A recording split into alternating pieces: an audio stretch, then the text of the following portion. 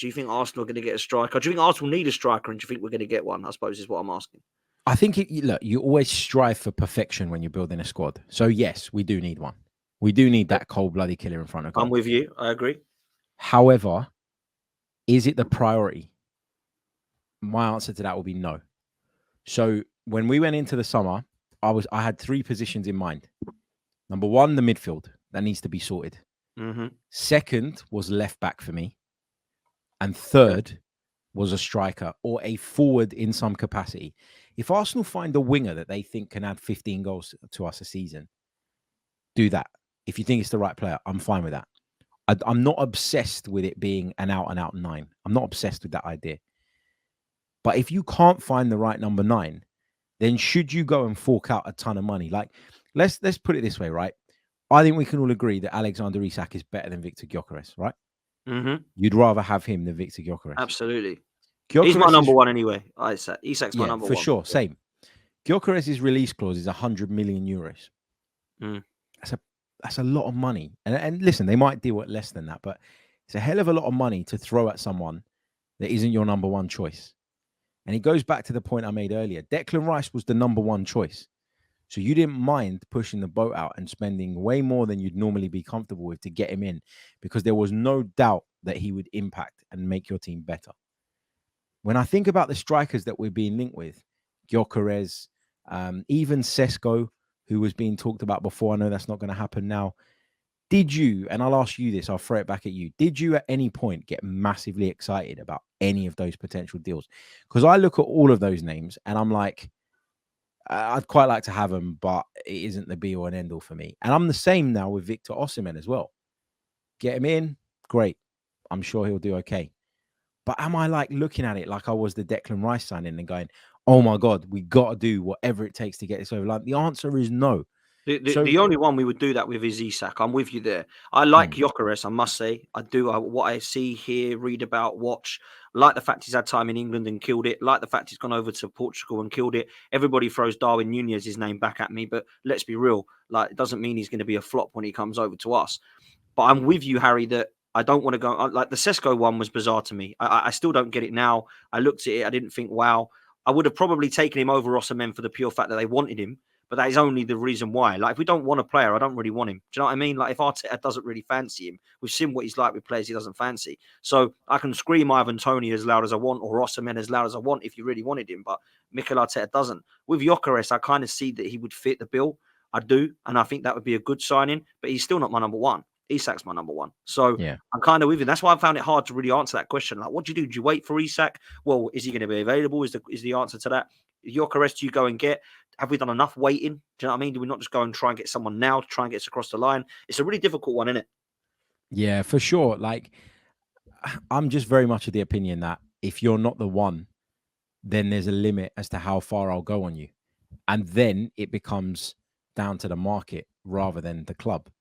So if Sporting are only willing to do a deal for Gyökeres at his release clause, then I'm not paying that. Sorry, if it's me, I'm not paying that. I think he's a good player, but 100 million euros is mad excessive. Because the only evidence we have that he could do it in England was in the Championship, right? So I'm not meaning to be disrespectful, but that's the reality. And then he's gone to a league that is significantly weaker than the Premier League, and he's done it there, great. But there's still an element of risk to that. Benjamin Sesko, I wasn't against that one because we were talking about like 60 million euros, which is nearly half of what you would maybe have to pay for Gyökeres. So I was more open to that, less of a risk. Victor Osimhen, Napoli put a price tag on him of over 100 million. Not for me, not worth that. And then Ivan Toney, if you're talking 60 million pounds for him, you know, he's had the ban for what he did. And, you know, I've heard whispers that, you know, all is not well with Ivan Toney in terms of how that all unfolded and went down. I don't know that for a fact, but, you know, you know me, Dan, we've had a conversation before. I've never been big on Ivan Toney anyway. No, I know you haven't. No, I like him. I know you don't, you know. So then for that to all have happened, and not so much of that, right? The gambling thing, that's up to him, right? What he does behind closed doors. It's more the fact that he missed 6 months of football for me. And then he returned after 6 months. and didn't really do that well, in my opinion. His second half of last season wasn't great. It wasn't like he didn't come back with a bang. And I know it's easier said than done when you've been out for 6 months, but he didn't come back in the kind of form that made me go, shit, we better go for this guy. Like, I think that Brentford are going to be in a position come the end of the window where maybe there's an opportunity for someone to take it because of his contract situation, and they might have to considerably drop their valuation of him. And then maybe it's an opportunistic signing. But right now, I'm not massively enthused by any of the names that have been discussed. Therefore, if we don't get one, I'm not going to sit there and point fingers at the club and say you messed up, because I don't really know what the obvious choice is. Okay, listen, I like that answer. I think what you've said there, you've backed up your opinions as to why. I think that there is an opportunity to go and get a Tony or a Gyökeres. If they don't feel that's the guy they want, then fair play. That's not the guy they want. But I think a striker would potentially help. And the reason I say that, Harry, right, just lastly, is because I feel personally there was a few games last season where a killer in the box would have won us the game. I Yeah. love Trossard. He's one of the best finishers at the club, in my opinion. But you've got to score against Martinez at Villa at home. You can't miss that chance. Mm-hmm. And I think that if you can't try to upgrade on that, then you've got to at least try. And Havertz as well has been in that position this season. And I think there was games where we lost where we never should have lost with a killer up front. We should have been 2 or 3 nil up in 25 minutes. Liverpool at home in the FA Cup. West Ham, where we lost in the end at the Emirates. We were all over both those teams.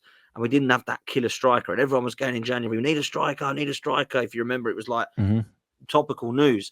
So I think if we was to go another summer without one, people would start to go, wow, 5 years, one striker bought in Jesus. All right, Like, let me ask you I this. really don't want it. Go Let on. me ask you this.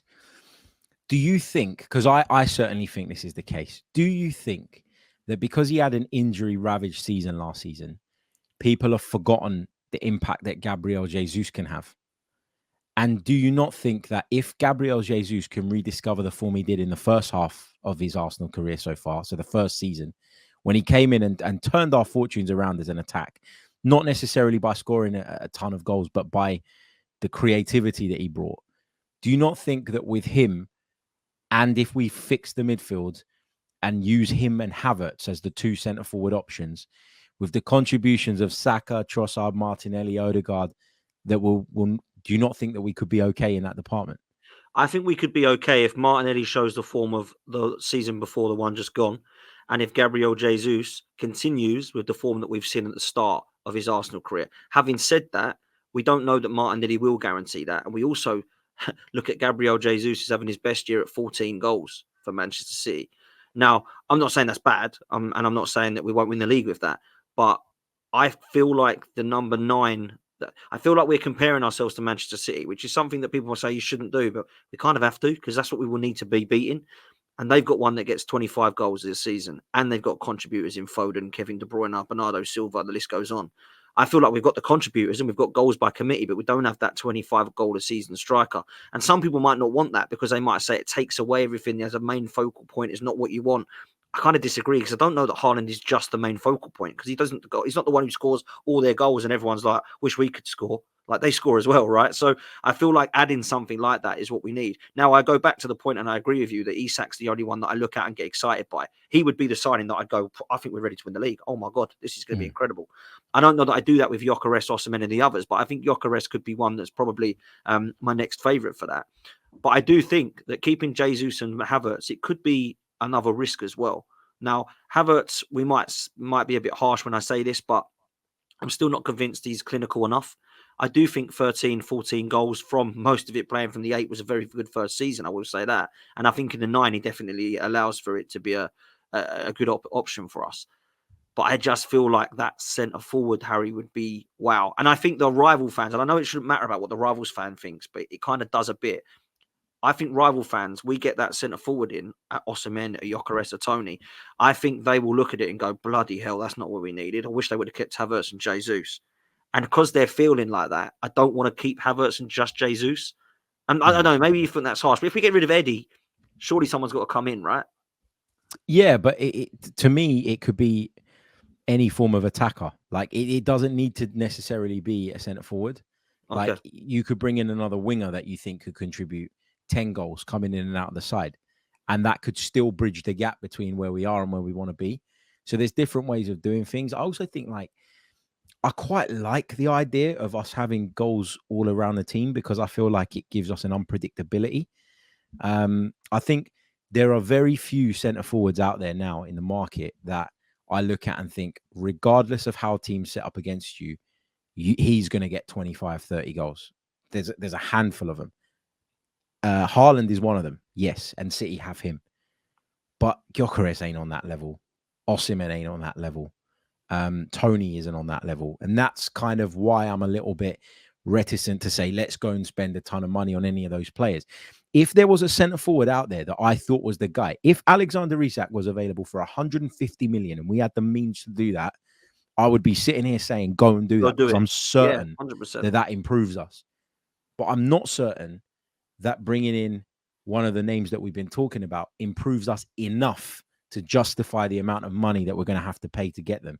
Because I do think with a more selfish centre forward, you don't get the same goals from Saka. You don't get the same goals from Trossard / Martinelli on that left-hand side because they're rarely going to play at the same time. You don't get the same from Odegaard. Even Declan Rice got, 7 or 8 goals last season, which was by far his best goal-scoring campaign.